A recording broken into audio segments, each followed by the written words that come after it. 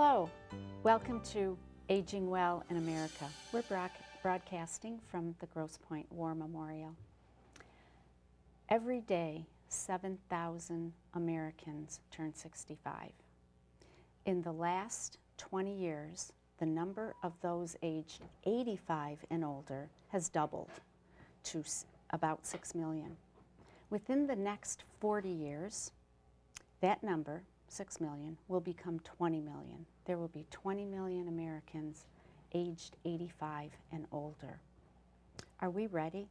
Is society ready? There's a lot of good work going on around the world.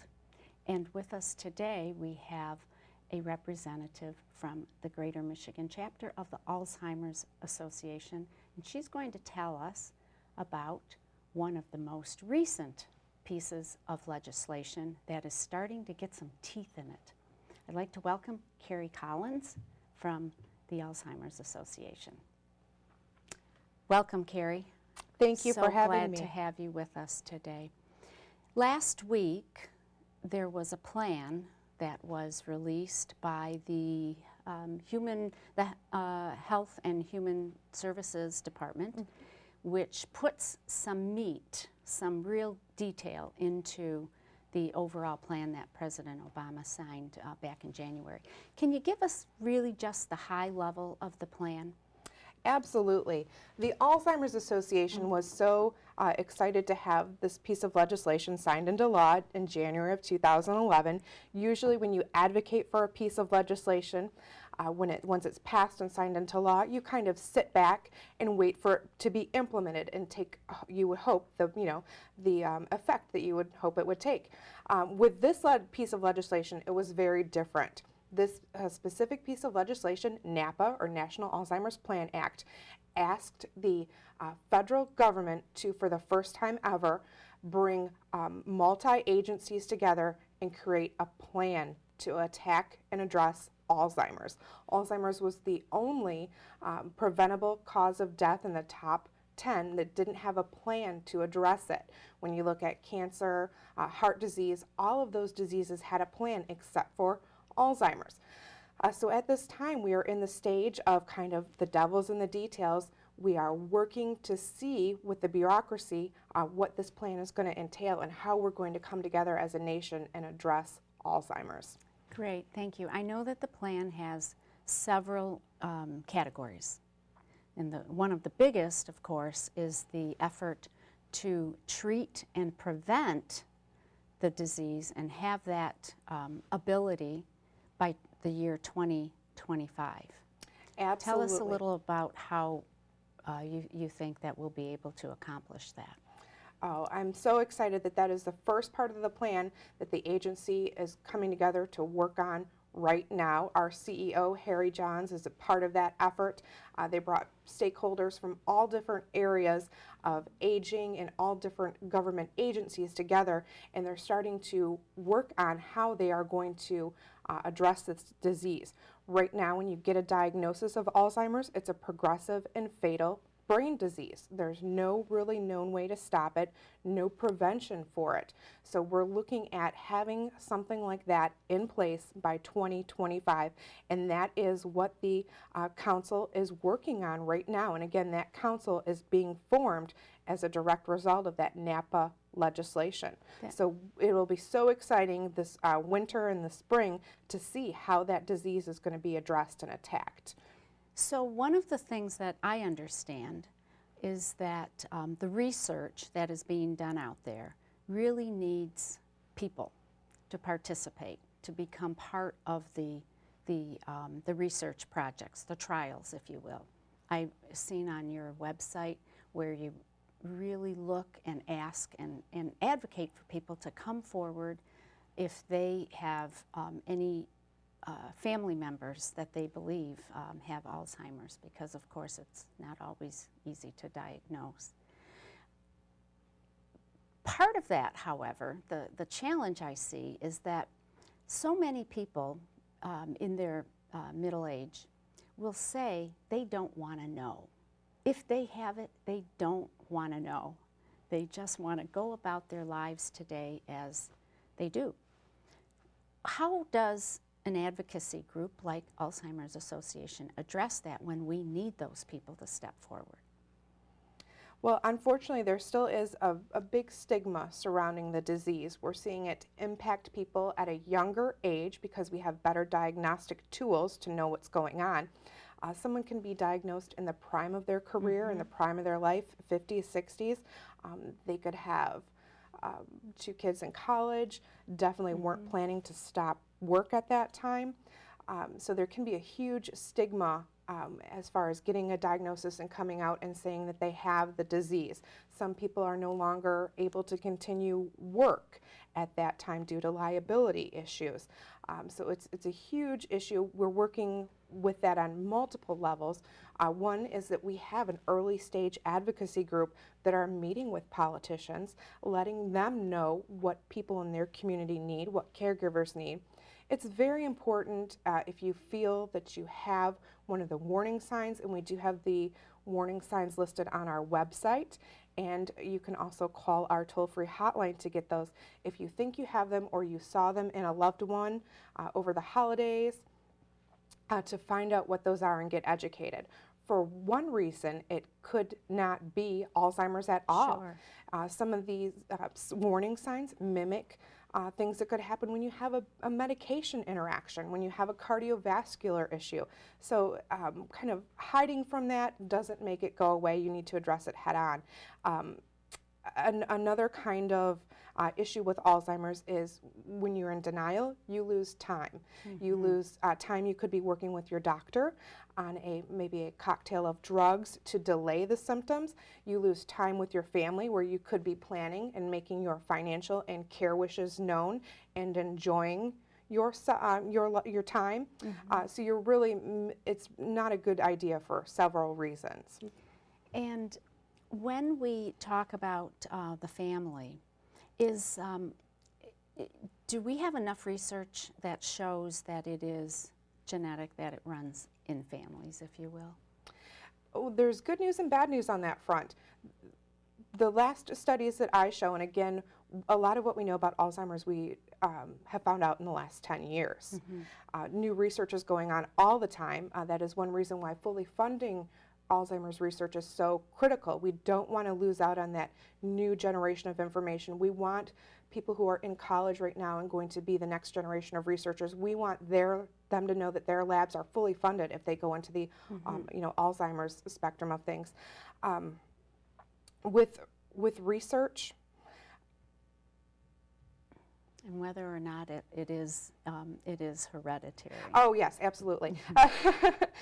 With the early onset Alzheimer's that hits in your 40s, there is research that says that there is a genetic component to that. However, Alzheimer's, as we traditionally think of it, that hits after 65, really if you have risk factors such as high blood pressure, you're just as at risk of developing it as someone who has Alzheimer's in their family with that Alzheimer's as we traditionally think of it. Okay, so it's not necessarily if your 89-year-old mother like mine has Alzheimer's that the children, we need to just assume that it's going to happen because it may or may not, right?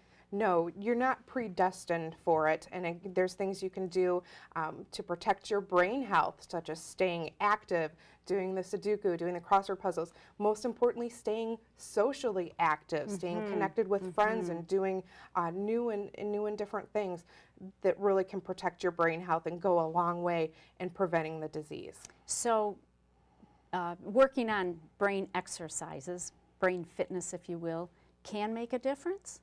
Studies have shown that it can, absolutely. A lot of what by delaying, mostly? Some studies have shown that, and again, a lot of what we're learning about Alzheimer's, we learn new things every day about it. A lot of it is still a mystery, why people develop those plaques and tangles that interrupt the neurons from transmitting information and cause the fatal brain disease. Yeah. One of the other topics in the legislation that is being addressed that is especially of interest to me is the idea of building a workforce, an effective workforce that can handle that can work with, that can treat, and take care of these elderly that we talked about, that we will have so many of continuing going forward. Talk to us a little bit about what an effective workforce looks like to you, to the Alzheimer's Association. Absolutely.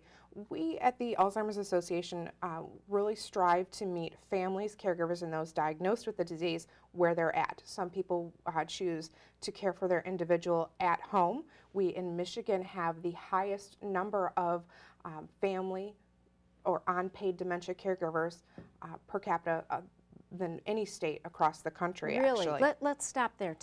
Michigan has the highest per capita of caregivers For dementia, for dementia. yes. What kind of conclusions or insight do you have into that? I didn't realize that. Absolutely. We have people that have committed to keeping their person at home for as long as they can. We work with people that care for their person sometimes from diagnosis through death. It's not something that every family is equipped for. And again, we meet people where they're at. Some people need resources to be able to transition mom or dad into the home, into a skilled care facility. So we meet people where they're at with different resources. Okay. In terms of support for the families, because families often are the primary caregiver, I know that your chapter really works hard to provide support groups, educational programs. Just give us a little rundown of what families, where they can go and what they can expect. Absolutely. Throughout the state, we have a variety of programs going on. First and foremost, we always have our hotline, which is answered 24 hours a day, 7 days a week, 365 days a year by a skilled professional. You can call that hotline if you have questions for anything from maybe what your risk factors for Alzheimer's are, all the way up to being referred to financial planning, in-home care, anything like that, and that number is on the screen. So we offer that hotline. We also have a variety of workshops and programs for everyone from unpaid caregivers to professionals, and it can be ranging from topics from bathing, nutrition. We offer support groups for family members, and we also offer support groups for people who have been diagnosed with the disease. We also, in the Detroit area, in Detroit and Southfield, have a care center where home-based caregivers can bring their person with dementia for a few hours to get a break or to be able to work or take care of their own health care needs. Wow, wonderful. That must be your respite program. Correct. Yeah. Tell us again some of the fundraising activities that go on throughout the year. These are always good dates for us to put on our calendars. We all want to participate and try to make a contribution, so this might be one way to do it. Absolutely. What we're asking people to do right now, if they're interested in helping the association out, is form teams for our Walk to End Alzheimer's that'll be at the Detroit Zoo in August. We also have a variety of purple parties, which is our events that people can throw in their home or their workplace and just kind of bring their friends together and educate them and have some fun and raise some money for Alzheimer's. Yeah, my sisters and I and our mother, we took our mom, she was in a wheelchair, we did the walk last year at the zoo. It was really a fun and emotional event. It's one of these events that you have, it's bittersweet, right? In terms of different behaviors that we often see, I mean the forgetfulness, the memory loss, the confusion, that we understand. One of the hardest things, I think, for an adult child or a grandchild to deal with is combativeness. My mother, who was living with me up until a few weeks ago, now she's spending the winter with my sister in California, lucky her. She would, when she would start to get frustrated, get quite combative with me. She would accuse me of lying to her. She would not want to participate if we had a dinner or a party going on. She'd say, "I'm going to ruin your day." if and there may not have been anything that triggered it. She was frustrated for some reason, which left my sisters and I really puzzled. How best to deal with combativeness like that? That is unfortunately one of the hard parts of the disease. It impacts everyone differently. I've had a lot of caregivers tell me you lose your person twice. You lose them when they no longer recognize you or become someone different than the person you've known for years. And then you lose them again when they pass. Now, it does impact everyone differently. Some people don't experience the combative behavior with the disease. Some people, oddly, are reportedly more pleasant than they ever have been. So it does impact everyone differently. We do have specialized workshops to be able to help the caregiver get into a routine with their person living with the disease, and maybe if there's something in the environment that's triggering that. Again, with the disease, sometimes you don't know, and sometimes you do get that violent behavior, and it's nothing that you've done. Right, okay. One thing that we really stress is going with the flow if you're not in an unsafe situation. Just going with the flow. We have a board member who cares for his mother, and his father that had the disease, and he told a story about one day his dad got up and wanted to put on his wife's pants. And, it would seem insane, or it would seem, not a good thing to allow someone to go out of the house with someone else's pants, but he was perfectly happy. So what did it really harm? He was dressed and ready to go. So we really stress kind of going with the flow. That's great, and yeah, that is a really, I believe, an important an important concept for caregivers, especially children, family members, to understand. Don't try to correct the statement. When my mom says something that isn't true, for instance, she didn't eat lunch, which she'll say, or someone didn't come to visit her who had just left, we don't correct her. We don't correct her. We either distract or, just try to continue the conversation in a different way. In the beginning, we did correct her, and it just led to arguments. The short-term versus long-term memory, I think that's maybe what's going on with one of my neighbors who plays the piano. He's also very physically fit. 88 years old, was doing knee bends the other day when I went to visit him. It is very difficult for his wife, his children, his friends to have a conversation. It starts out seeming like it's going to be a normal conversation, and then it kind of veers into another area, and he might become repetitive or just stop and say, I'm frustrated, and well, he wouldn't say that, but it would be clear. When he gets up and sits at the piano, however, he plays beautifully, and he did that the other day when I went to visit, and it just brought tears to our eyes. We were really moved by the difference before the music and during the music. What do you know about that? What can we tell families about what's going on there? Well, even though the disease affects everyone differently, a lot of what I've seen in my time with the association is that Alzheimer's impacts the ability to store new memories. You still have your old memories, and it seems almost that the person can regress sometimes as they progress through the disease. Someone can live after diagnosis anywhere from 8 to 20 years. I've had caregivers tell me that they almost regress through different stages of their life back into where they're a teenager. I had one person tell me that she was caring for her grandma, and towards the end, her grandma had progressed backwards through her 40s, 30s, 20s, and back to her teen years, where the granddaughter was actually a rival for the grandma's teen boyfriend, and so she was combative towards her.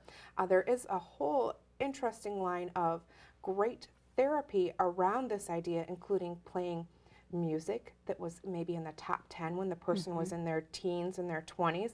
That can be great. We have people that maybe are disoriented as far as, who they are or what they're doing today, but they can remember maybe songs from when they were younger.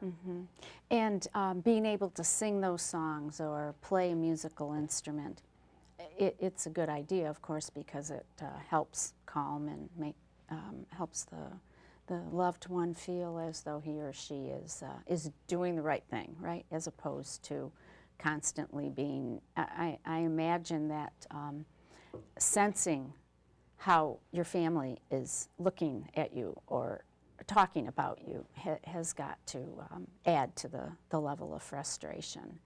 And sometimes my sisters and I catch ourselves doing that, and it's necessary to stop. The Alzheimer's Association in general, how old is the organization? How many members? Give us some of the stats around the National Association and its relationship to other dementia-type organizations. Well, we're proud at the Greater Michigan chapter to be celebrating our 30th anniversary this year. Congratulations. Thank you, thank you. We are affiliated with our National Alzheimer's Association chapter, so we work with them. Even though here in the Metro Detroit area, we have an independent board made up of some great professionals that serve to direct and guide us. So we're excited about our 30th anniversary and looking forward to another 30. Yeah, that's it's important that you're around during the next 30, certainly. In Macomb County, which is in the Grosse Pointes here on the east side, are there programs that you know of coming up, or should we just direct people to your website? Is there a calendar of events that's easy to find?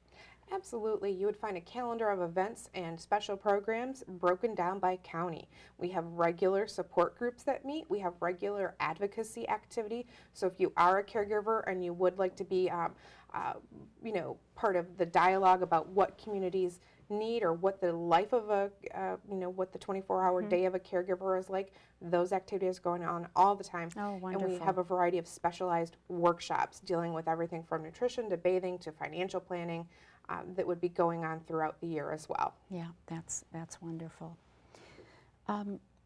With regard again to the families, because it is they really are the ones that are living it day to day. The decision to go into a facility, a nursing home, versus staying home, is it always the case where the person is going into a nursing home, or is staying home till the person dies an option? And when and how does that decision get made? Who can help with that? Definitely, that's an individual decision for the families that they would make regarding their resources, what they're comfortable with, what they're physically and mentally able to do. There's been some wonderful improvements in technology if you're going to care for your person at home. And again, we have had people that have done that from diagnosis through the person passing. Wonderful technological advancements, everything from different alarm systems for the house and different triggers to help someone remember medication or let a caregiver know when mom or dad is up. And we've also had a kind of a new area, virtual caregiving, where someone, maybe a son or daughter who is out of state, can kind of assist with the caregiving and be kind of a care partner even though they're long distance. Yeah, there are many websites that allow families to come together, like you say, virtually on the internet to put photos and so forth. Well, Carrie, we have come to the end of the show. Thank you again so much. The Alzheimer's Association is doing wonderful work. And I'd like to thank the Alzheimer's Association, and please do visit their website. Until next time, bye now.